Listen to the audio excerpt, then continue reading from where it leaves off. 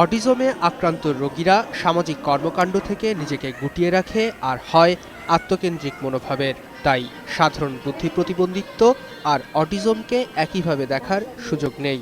তাদের প্রয়োজন বিশেষ প্রশিক্ষণ আর উন্নত শিক্ষা। জাতীয় প্রতিবন্ধী উন্নয়ন ফাউন্ডেশনের অটিজম রিসার্চ সেন্টারে প্রশিক্ষণরত এ সমস্ত শিশুরা হয়তো ভাগ্যবান। তারা পাচ্ছে শিক্ষা আর প্রশিক্ষণের সুযোগ। তবে এর বাইরেও থেকে যাচ্ছে আরও অনেকে। দেশে এখন অটিজম আক্রান্ত শিশুর প্রকৃত সংখ্যা কত তা জানা নেই কারো। WHO এবং ওয়ার্ল্ড ব্যাংক একটা স্টাডি করেছে, সেখানে তারা বলছে যে 15.7%।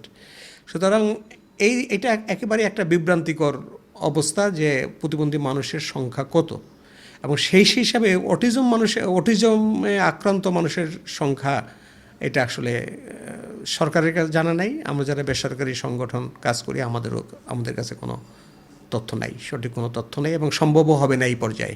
যদিও সরকারের সংশ্লিষ্টরা বলছেন অটিজম আক্রান্তদের জন্য দেশের বিভিন্ন স্থানে সৃষ্টি করা হচ্ছে শিক্ষা আর প্রশিক্ষণের সুযোগ। এখন প্রত্যেকটা সেবা সাহায্য কেন্দ্রগুলো একটা ওয়ান স্টপ সার্ভিস। 103টি প্রতিবন্ধী সেবা সাহায্য কেন্দ্রের প্রতিটিতে একটি করে অটিজম কর্নার আছে। আমরা খুব শিগগির একেবারে সারা বাংলাদেশে পেরিফেরিকে সার্ভ করার জন্য আমরা মোবাইল থেরাপি সার্ভিস ইন্ট্রোডিউস করতে যাচ্ছি। সেই মোবাইল থেরাপি একদম ডোর স্টেপে গিয়ে সার্ভিসটি দিবে, আর্লি স্ক্রিনিংটি হবে। অটিজম আক্রান্ত হওয়ার কারণ এখনো অজানা।